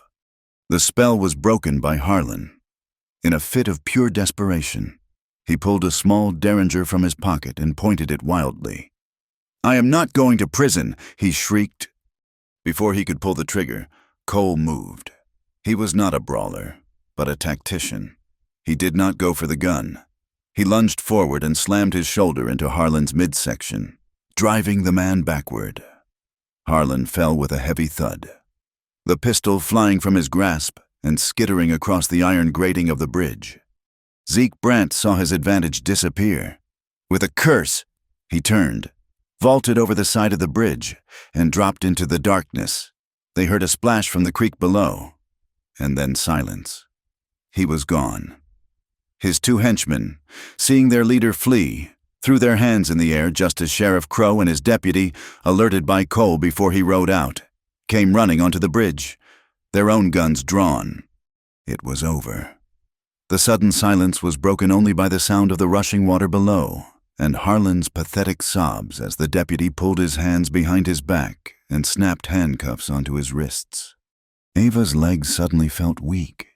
She leaned against the cold iron railing, her adrenaline giving way to a deep, bone-weary exhaustion. She looked down at her hands. In her frantic struggle to free herself from the ropes, she had scraped them raw against the rough hemp, and thin trickles of blood were welling on her knuckles. Cole came to her side. He looked down at her injured hands, his face grim. He took the blue bandana from his neck, the second one he had carried, and gently, with surprising dexterity, began to wrap it around her raw skin. His touch was careful, respectful. "This bandana," he said, his voice a low, rough murmur as he tied the knot, "is on its way to becoming a marriage contract." He meant it as a light jest to break the tension, but the words hung in the cool night air between them, imbued with a truth that neither of them was ready to acknowledge. She looked up at him, at his steady gray eyes in the flickering lamplight, and she felt a sense of safety that was more profound than anything she had ever known. The lights of Red Willow twinkled in the distance, a small constellation of hope in the vast darkness. The sound of the water flowing under the bridge was a sound of cleansing, of movement, of a journey continuing.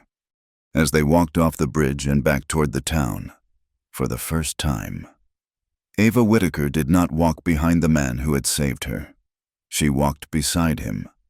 The days that followed the dust storm were blessed with a clean, quiet sunlight.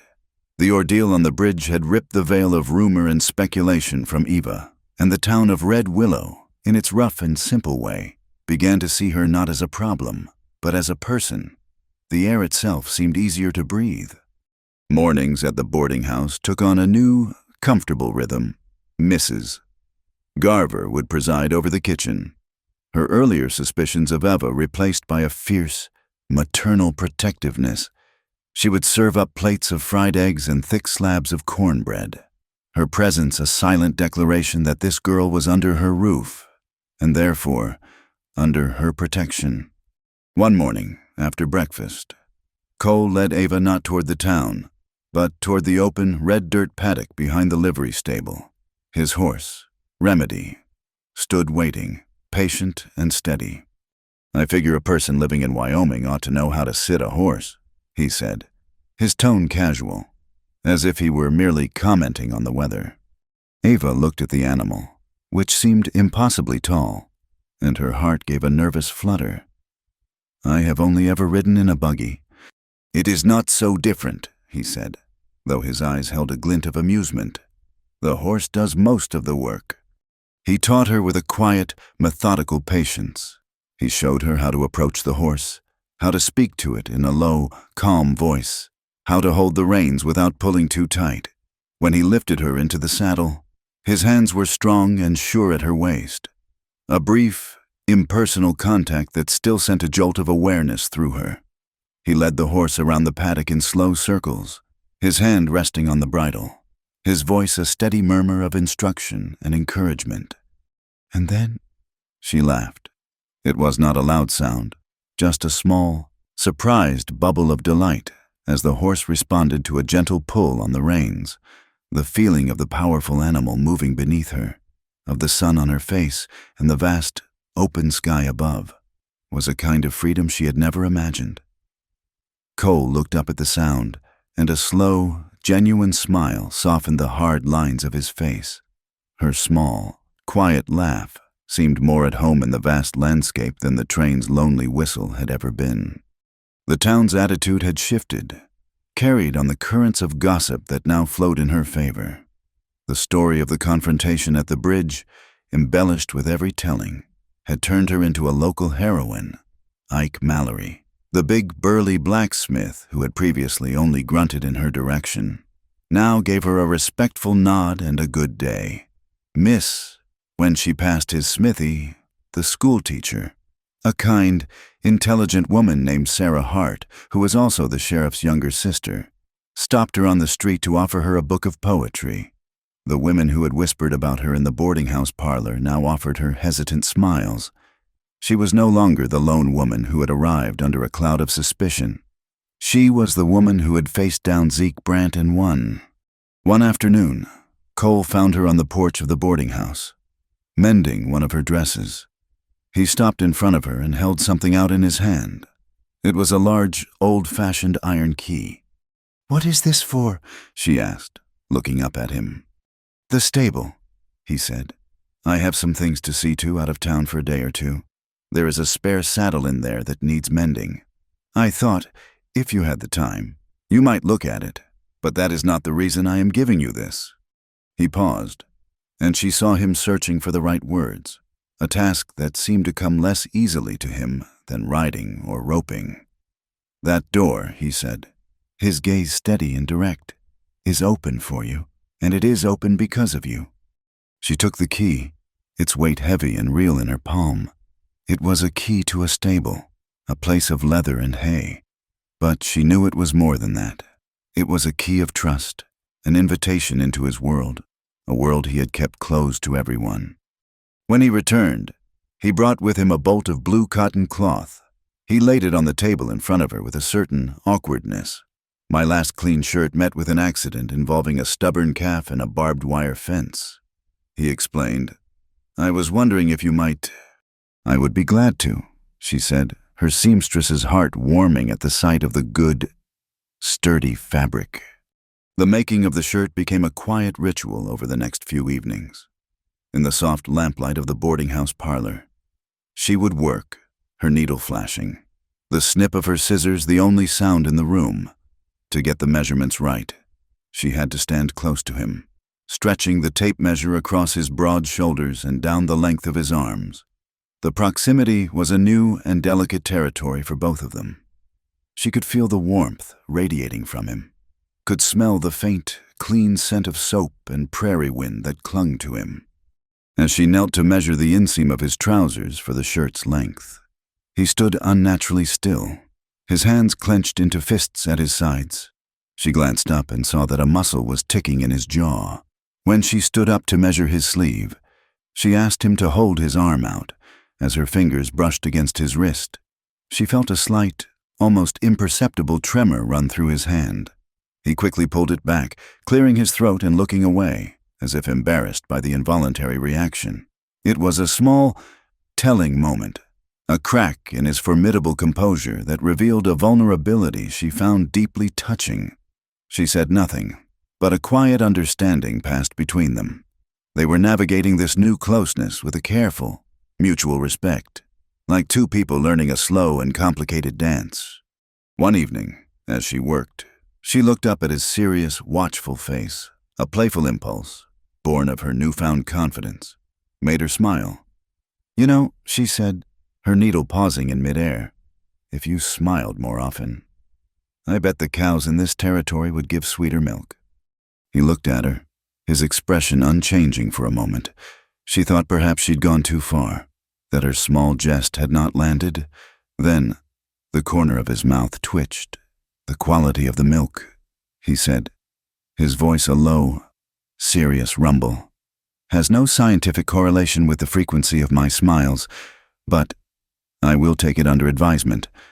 The dry, understated humor of his reply made her laugh, and this time, he smiled back. A full, genuine smile that lit up his gray eyes and made him look years younger. The past, however, had one final letter to deliver. A telegraph arrived for Sheriff Crow from Cheyenne. He brought it to Eva himself. It confirmed what they had already pieced together. Thomas Reed had never been a legitimate merchant. He was a confidence man, a speculator who had been working with Brandt's organization for months. He had used the promise of marriage to lure Eva west, intending to take her money and disappear. The authorities in Cheyenne reported that he had already fled, having sold off his worthless land claims and vanished with the investors' money. Eva read the message, and then she folded it neatly and handed it back to the sheriff. She felt no pain, no sense of loss. There was only the quiet, final click of a door closing on a chapter of her life that was now well and truly over. Thomas Reed was a ghost, a fiction she had once allowed herself to believe in.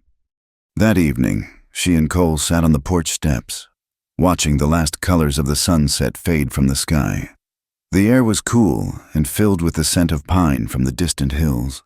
The silence between them was no longer awkward, but comfortable, filled with unspoken thoughts. "I was so afraid," Eva said quietly, breaking the stillness. She was not looking at him, but at the first star that had appeared in the twilight sky. "My whole life, I have been afraid of being left, of being abandoned. I thought if I could just find one person, one place, I would be safe." Cole did not answer immediately. He picked up a small stone from the path and turned it over and over in his calloused fingers. "I have seen a lot of people try to tie themselves to another person, thinking it would make them whole," he said, his voice rough. "I have seen good people get married and turn bitter and mean. I have seen homes that were colder than a winter line shack. I guess I got to thinking that being alone was safer. You cannot be let down if you are not counting on anyone." They had, in their own simple words, laid their deepest fears bare.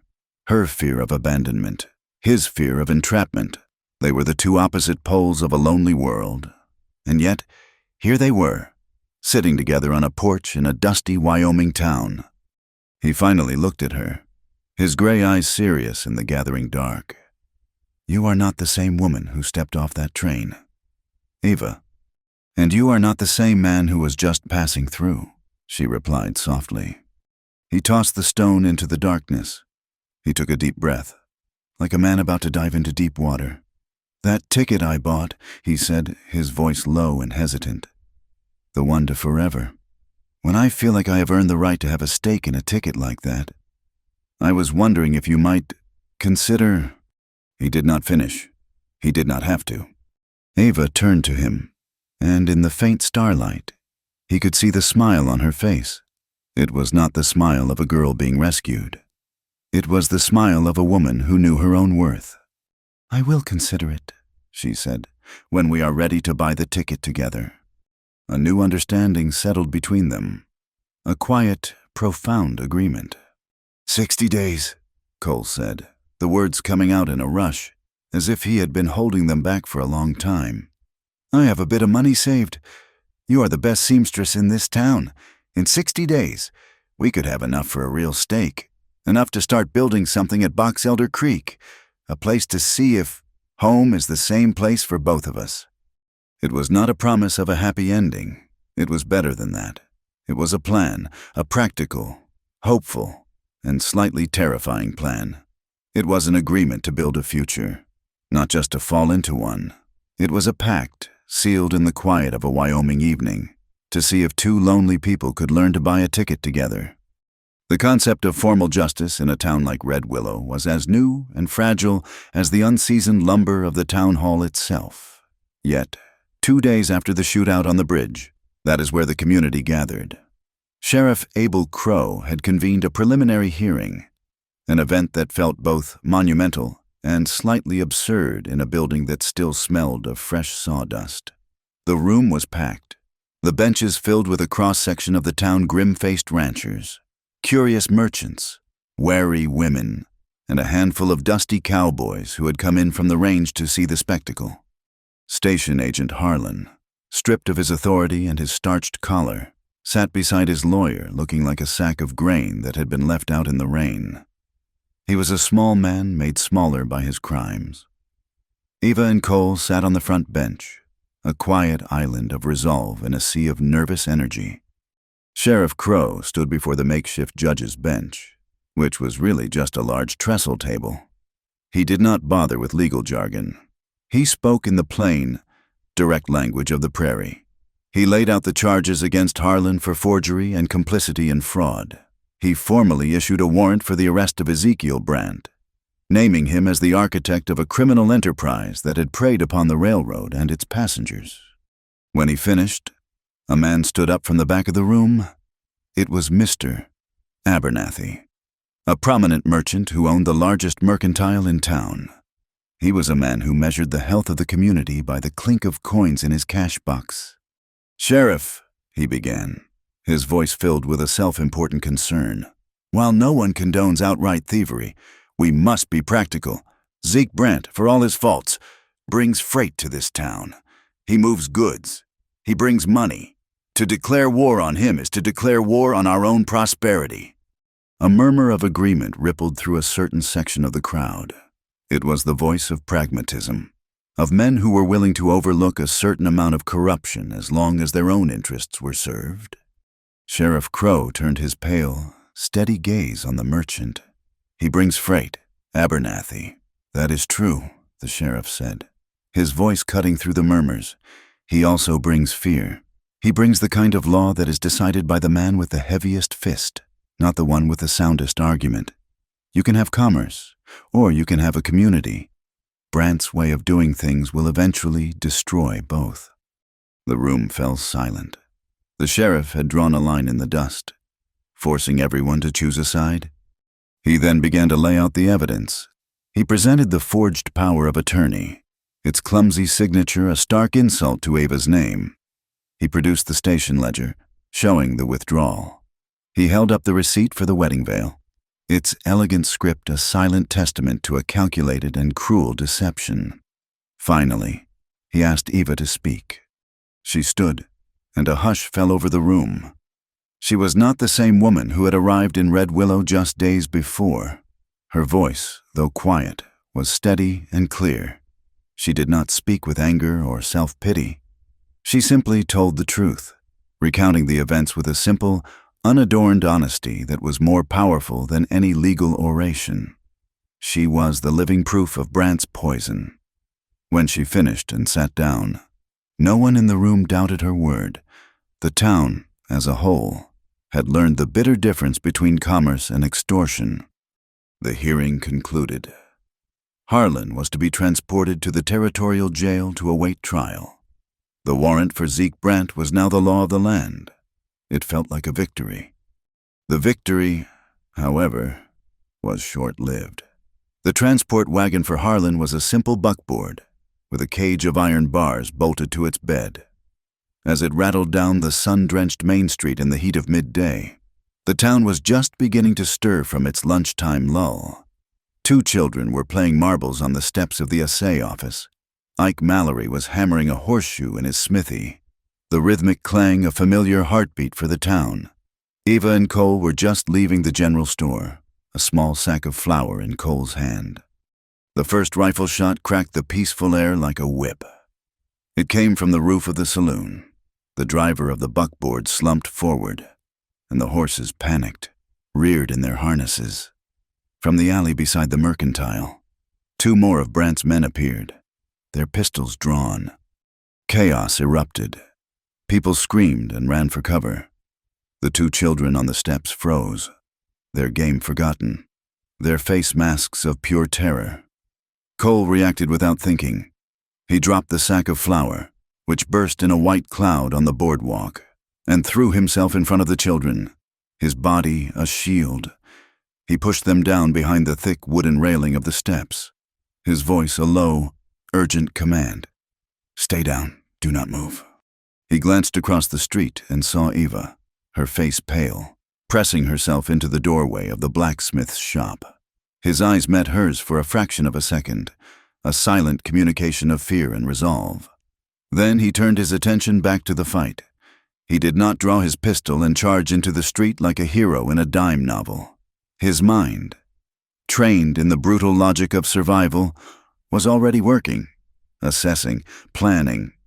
He saw that the sheriff and his deputy were pinned down behind the buckboard, returning fire at the men in the alley.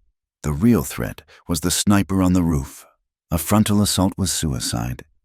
Once he was sure the children were safe, he moved. Keeping low, he scrambled from the assay office steps to the cover of a water trough. Then, while the guns roared, he slipped, unnoticed, into the narrow passageway between the general store and the boarding house. He was in his element now, a ghost moving through the forgotten spaces of the town. He scaled a rain barrel and pulled himself onto the low roof of the woodshed behind the store, his movements fluid and silent. From there, he could work his way along the rooftops, coming up behind the sniper. It was the old way, the scout's way. You did not meet force with force. You met it with cunning. Back on the street, a stray bullet ricocheted off the anvil in Ike Mallory's smithy. The big blacksmith, who had been trying to pull a wounded man to safety, cried out and clutched his shoulder, a dark stain spreading across his leather apron. He staggered back into the doorway, his face contorted in pain. Eva, without a moment's hesitation, pulled him deeper into the shadowy shop. Her fear was a cold knot in her stomach, but her hands were steady. This was a problem she could solve. It was a tear in the fabric of a man, and she knew how to mend things. She ripped a long strip from a clean flour sack and, with a strength she did not know she possessed, pressed it hard against the wound to staunch the bleeding. Her courage was no longer just an internal resolve. It had become a practical, life-saving skill. The shootout ended as suddenly as it had begun. A single shot rang out from a different direction, and the sniper on the saloon roof pitched forward and was silent, deprived of their cover. The 2 men in the alley found themselves in a crossfire. One threw down his gun and surrendered. The other made a desperate run for it and was cut down by a bullet from the sheriff's rifle. In the ringing silence that followed, Cole dropped down from the saloon roof, his pistol still in his hand, his face grim. Zeke Brandt was nowhere to be seen. He had orchestrated the attack to silence Harlan, and when it failed, he had vanished. But he had not left empty-handed. In the chaos, as his men created a diversion, Zeke himself had managed to get to the wagon, unlock the cage, and spirit Harlan away He had failed to kill him, but he had succeeded in retrieving his star witness. The cost of the battle was written in the blood on the dusty street. One of Brandt's men was dead, the other in custody. The wagon driver was dead, and Ike Mallory was sitting on the floor of his smithy, his face pale, while Eva held a makeshift bandage to his shoulder. In the pockets of the dead gunman, the deputy found something that was, in its own way, as valuable as Zeke Brandt's capture. It was a small, leather-bound ledger. A black book. Inside, in a cramped, precise script, were records of payments, names, and dates. It was the missing link, the undeniable proof of the conspiracy, and near the back, there was an entry that made Cole's blood run cold. A payment of $500 made 2 months prior to Mr. Thomas Reed of Cheyenne. That evening, as the sun set, casting long shadows across the wounded town, Cole stood with Ava on the boarding house porch. The air was cool, but the memory of the midday heat and the smell of gunpowder still lingered. He looked at her, at the smudges of dirt on her cheek and the faint trace of Ike's blood on her sleeve. He saw the exhaustion in her eyes, but underneath it, he saw an unyielding strength that humbled him. He thought of his dream, his piece of land at Box Elder Creek. He had always pictured it as a place of solitude, a refuge from a world of violence and betrayal. But now, his dream was changing. The image in his mind was no longer just of a quiet cabin and a herd of horses.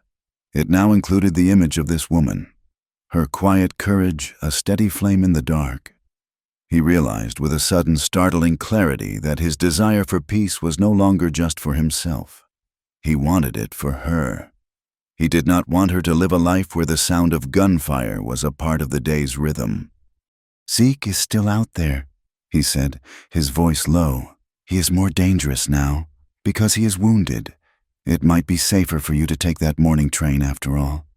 She looked at him, and her gaze was steady. "And what would you do?" "I will see this through," he said, "and then I am heading for Box Elder Creek."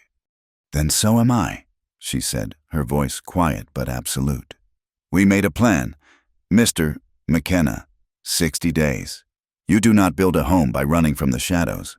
You build it by standing your ground and letting the light in." He looked out at the horizon, where the setting sun was setting the red dust of the plains on fire. She was right. They would not be driven by fear. They would be guided by a promise. The light that follows a storm, he thought, is always the warmest. It had to be. The 60 days that followed were a testament to the power of a shared purpose. Box Elder Creek was not a paradise. It was a stretch of hard, promising land, a canvas of grama grass and sagebrush bisected by a ribbon of clear, cold water and dotted with the steadfast shade of cottonwood trees. Their first home was a crude lean-to, but every day, from sunup to sundown, they worked to turn the wild land into a place of their own. The sound of Cole's hammer echoed in the clear air, a steady, rhythmic heartbeat as he drove posts into the unyielding earth and raised the frame of a small, sturdy cabin. Ava worked beside him, her hands, once accustomed only to the delicacy of needle and thread, now learning the rough texture of rope and raw lumber. She chinked the gaps between the logs with a mixture of mud and grass, her movements sure and efficient. When the 4 walls and the roof were up, a real structure against the vast sky, she took the blue bandana he had given her, the one she had used to bind his hand, the one she had held in the dark cellar, and, after washing it clean in the creek, she hung it from a nail just inside the doorway. It was a small, quiet declaration. The storm was over. They were home. Life fell into a routine dictated by the sun and the seasons. They acquired a milk cow, a placid animal with soulful eyes, and Ava learned to milk her, her laughter mingling with the morning bird song when the cow's tail swatted her cheek. She mended Cole's saddle, her stitches small and perfect, turning a piece of functional equipment into a work of art. Cole, in turn, taught her how to track a deer, how to read the clouds for a coming rain, how to chase off the coyotes whose yipping calls sometimes broke the peace of the night. Their small cabin was a fortress of shared labor and growing affection, its silence slowly being filled not by the lonely howl of the wind, but by the easy rhythm of their quiet conversations and the sound of Eva's soft humming as she worked. One night, a chill wind swept down from the high peaks, a reminder that the land was still wild and untamed. Eva had been working late by the fire, sewing a set of curtains from a bolt of calico they had bought on their last trip to town. The rhythmic motion of the needle and the warmth of the small hearth had lulled her to sleep. Her head slumped against the back of the rough-hewn chair. The fabric pooled in her lap. Cole came in from the small corral he had built, the cold air clinging to him. He saw her there, asleep in the flickering firelight, her face soft and peaceful. He moved with a quietness that was second nature to him, and fetched a thick wool blanket from his bedroll. With infinite gentleness, he draped it over her shoulders, his calloused hands careful not to wake her. For a long moment, he stood looking down at her. He felt a surge of tenderness so fierce and powerful it almost stole his breath. He leaned down and pressed a light, fleeting kiss to her forehead. It was a gesture of profound respect, a silent vow of protection that crossed no boundaries but spoke volumes. The 60 days were almost up. One morning, the world was wrapped in a soft, silver mist that clung to the creek and softened the edges of the distant hills. Eva was outside, feeding the chickens, when Cole came to her. He was holding something in his hand. He did not say a word at first. He simply opened his palm. Lying there was a small, simple ring, forged from the dark, rough iron of a horseshoe nail, its ends twisted together in a plain, unbreakable knot. He had made it himself, hammering it into shape on Ike Mallory's anvil before they left town. The clang of his hammer a secret promise he was making to himself. He finally met her eyes, his own gray gaze full of a raw, unvarnished emotion she had never seen there before. "Eva," he said, his voice a low, rough murmur. "That ticket to forever. If it is still valid, I would like to buy it with you." Tears welled in Eva's eyes, but they were tears of a joy so pure and overwhelming it felt like sunlight. She held out her hand, and he slipped the simple iron ring onto her finger. It was a perfect fit. Their happiness was a fragile, beautiful thing, and like all such things, it was a beacon in the darkness. Later that day, as the afternoon sun began its long descent, Eva saw the first plume of smoke. It was rising from the direction of the small hayrick they had spent a week building, a store of winter feed for the cow and their horses. A cold dread seized her. She screamed Cole's name, and he came running from the cabin, his face already a grim mask of understanding. But it was too late. As they watched, a tongue of orange flame licked up the side of the hayrick, and the dry grass erupted into a furious blaze. And then he stepped out from behind the burning pyre. Zeke Brandt. He was no longer the smooth, well-dressed businessman from the station. His clothes were ragged, his face was gaunt and bearded, and his eyes burned with the wild, desperate fire of a cornered animal. He was not alone. The hulking, brutish form of Harlan, the former station agent, shambled behind him, his face a roadmap of fear and resentment. McKenna Brandt's voice was a ragged snarl. "You have something that belongs to me. The sheriff was a fool to trust you with it. Give me the ledger, give me my life back." "It is in town." "Zeke," Cole said, his voice level, though his hand had moved to rest on the butt of his pistol. He gently pushed Eva behind him. "You are a liar," Brandt sneered. He took a swift step forward, grabbed Eva, and yanked her in front of him. One arm clamped around her throat, a long, wicked-looking knife held to her side. "Then we will do this the hard way. You will ride to town and get it, and the girl will wait here with me. If you are not back by sundown, or if I see so much as the glint of a sheriff's badge, she pays the price." Cole froze, his blood running cold. He was caught in the oldest, most terrible trap in the world. The confrontation took place on the low, wind-swept hill that overlooked their small cabin. The wind whipped the acrid smoke from the burning hay into their faces, a constant, choking reminder of their shattered peace. Brant kept Ava in front of him, the knife a cruel glint of steel against the simple fabric of her dress. Cole's mind was a whirlwind of tactical calculations. He knew he could not outdraw Brant, not with Eva as a shield. He had to change the equation. He looked past Brant, toward the small corral where Remedy and their other 2 horses stood, their eyes wide with fear at the smell of smoke. "All right, Zeke," Cole said, his voice steady. He slowly raised his hands. "You win. I will get the book." As he spoke, he gave a short, sharp whistle, a command that only his horse would understand. Remedy, ever loyal, reared and kicked at the corral gate. The simple latch gave way. Cole whistled again.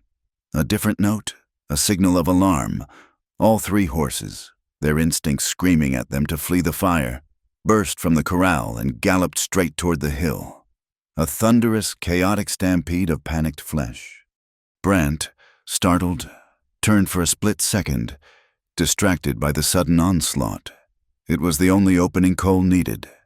He dove to the side, drawing his pistol as he fell, not to shoot, but to create a second point of focus. In that same instant, Eva acted. She was not a damsel waiting for a hero. She was a woman defending her home. She drove her elbow back hard into Brant's ribs. As he grunted in pain, his grip loosening for a fraction of a second, she brought her foot, clad in its sturdy leather boot, down onto his instep with all her might. He howled, a sound of pure agony, and his arm flew away from her throat. She scrambled away from him, toward the crest of the hill. As she ran, she fumbled in the small sewing pouch she always wore at her waist. She pulled out a small, circular signal mirror, a simple tool she used to reflect sunlight for fine needlework. Angling it toward the distant smudge of red willow, she began to flash it, sending desperate, brilliant pulses of light toward the town, a silent, frantic call for help. She did not scream. She did not cry. Her mind was a shard of ice, focused on one thing only: survival. She saw the flames from the hayrick licking perilously close to the cabin's new, dry roof, while the men were locked in their deadly standoff below. She ran to the rain barrel at the corner of the house, grabbed the heavy wooden bucket, and began to throw water onto the smoking shingles. She would not let him take this from them. She would not let their home burn. Below, the standoff had reached its breaking point. Harlan, seeing his chance for escape, made a clumsy grab for Brant's dropped knife. Cole, seeing the movement, fired a single shot into the ground at Harlan's feet, sending the man sprawling back in terror. The sound of the shot was answered by a shout from the distance.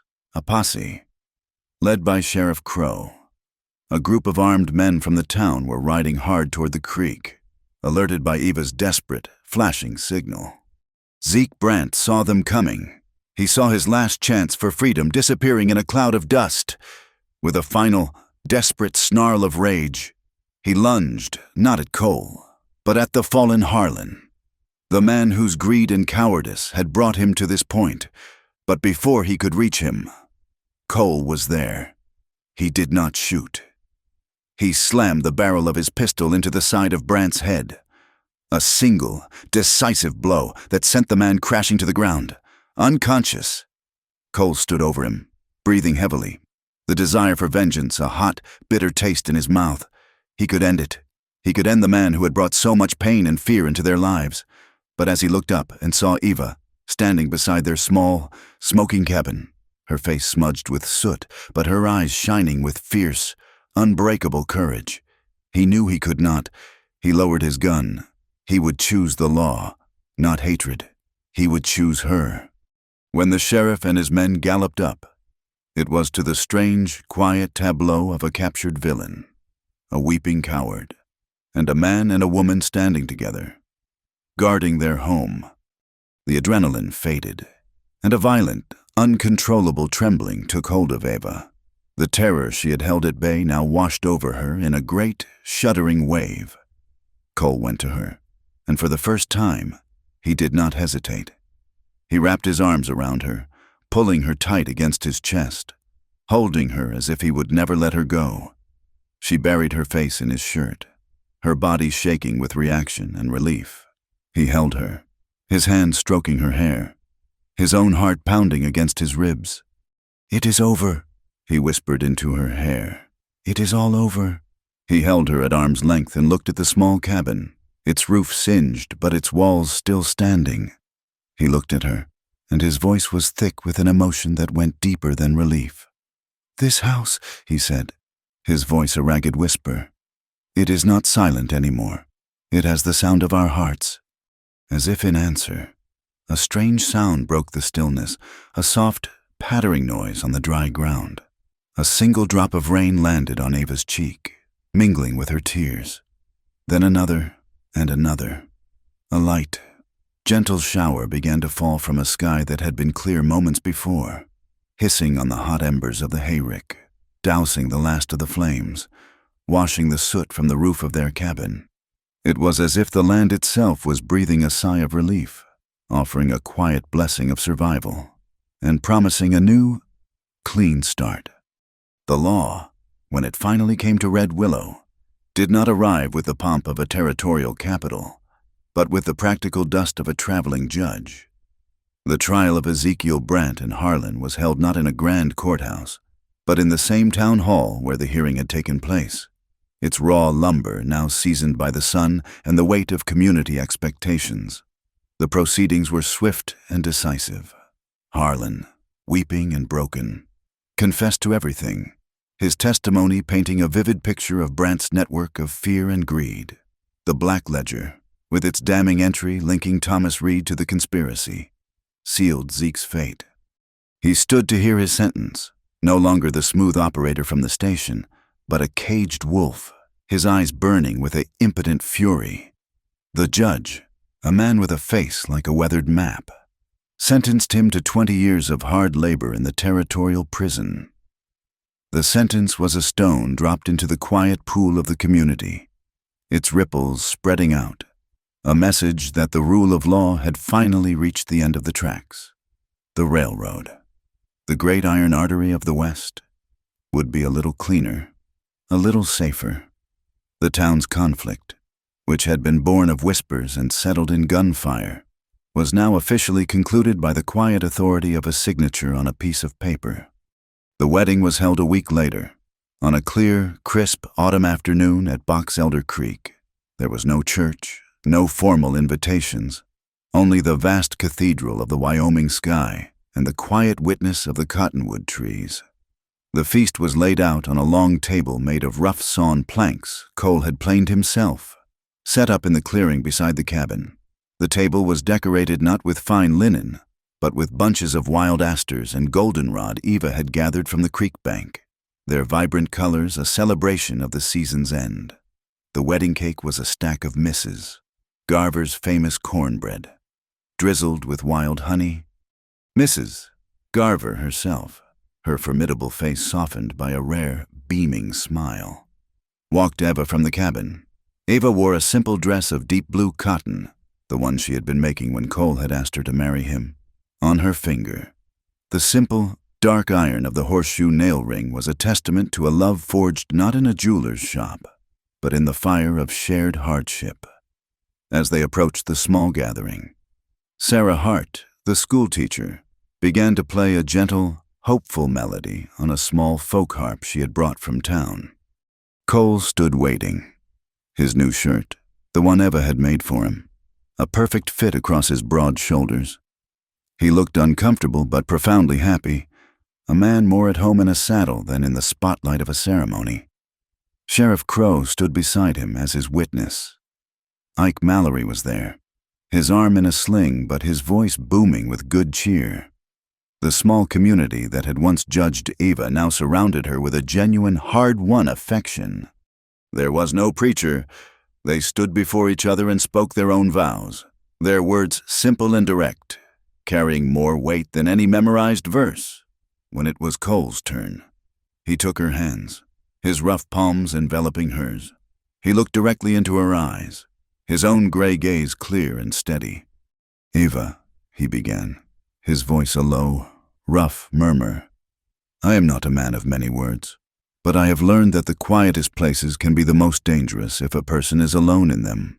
I cannot promise you a life without hardship. This land is hard, but I promise I will stand with you. And I promise—" He paused, his voice thick with emotion. "I promise to always speak the truth, even when it would be easier to be silent." Later, after they had eaten and the sun was beginning to dip toward the horizon, casting a golden light over the creek, Cole stood to raise a toast. He lifted his tin cup, but before he could speak, Ava stood beside him, placing her hand on his arm. She lifted her own cup. "That day I arrived in Red Willow," she said, her voice clear and strong, carrying in the still afternoon air. "I was abandoned at the train station. A cowboy bought me a ticket to forever." She turned and smiled at Cole, a smile of such profound love and partnership that it silenced the entire gathering. "But I have learned that a ticket like that is only valid when two people sign their names to it. Together," she raised her cup, "to buying our ticket, together." Inside the cabin, on the wall above the small stone hearth, two objects hung side by side from two small nails. One was the dark iron ring, a symbol of their vows. The other was the faded blue bandana, its threads interwoven with memories of dust and fear, of comfort in the dark, and of a bond that had been tied, washed, and finally hung up to stay. They were the emblems of their journey of survival, of breath, of a life now permanently entwined. Their life together was not a poem. It was a sturdy, practical prose, written day by day. It was the rhythm of mending a torn shirt, of collecting rainwater in the barrel at the corner of the house, of the two of them working together to teach a new foal to accept a halter. It was a life of shared labor and quiet satisfaction. It was not without its sharp edges. They argued, as all people who share a small space and a large life do. They had a fierce, whispered disagreement one evening over the proper amount of salt in a stew, a silly, mundane conflict that was really about their own stubbornness. But it ended with them sitting on the porch steps in the cool darkness, their shoulders touching, their quiet apologies a bridge back to each other. Their love was a human thing, built not on perfect harmony, but on the daily act of repair. They both knew that love did not rescue a person from life. It was a partner for the journey. Their future was not something one had given to the other, but something they had built, board by board, promise by promise, with their own hands. Eva, who had arrived a frightened, abandoned girl, was now a woman who knew the strength of her own hands and the clarity of her own voice. And Cole, the solitary rider who had sought refuge in silence, had become a husband who had learned the language of the heart, who knew how to speak, and, just as importantly, how to listen. One evening, as they sat on the porch watching the stars begin to prick the deep velvet of the sky, they talked about the future. "I was thinking of Sarah Hart," Ava said, "and the other women in town. Not all of them have a skill, a way to be independent if they need to be." She looked down at her hands. "I would like to start a sewing circle, teach them what I know, a way for them to earn their own money, to have something that is just theirs." Cole nodded, picturing it. "That is a good idea," he said. He was silent for a moment, then added, "I was thinking, too, about that first night, about a person being stranded, with no way to get a room, no way to be safe." He looked at her. "When we sell the next foal, we should set a little money aside, a small fund, kept with the sheriff, for anyone who finds themselves in trouble at the station, enough to buy them a ticket for a night without fear." It was a promise to send the kindness they had found back out into the world, to turn their own story of survival into a small beacon for others. The last light of day lingered on the high peaks to the west. At Box Elder Creek, the water glittered as it flowed over the smooth stones, its quiet music a constant presence. The leaves of the cottonwood trees rustled in the evening breeze, a sound like a gentle sigh. On the porch of the small, sturdy cabin, two pairs of boots, One large and scarred, one small and practical, sat side by side. From inside, through the open doorway, came the warm glow of lamplight and the sound of shared laughter, a sound of such simple, profound joy that it was richer than the silence of the prairie and louder than the lonely cry of the wind. They had not found a paradise. They had found something far better. They had found a promise to keep walking, hand in hand, which was, they had discovered, more than enough for forever. Thank you for being part of our story tonight. We would love for you to comment where you are listening from so we can all connect and share our thoughts. And please subscribe to our channel Wild West Night, like the video, and support us further by pressing the hype button so this story can be heard by more people.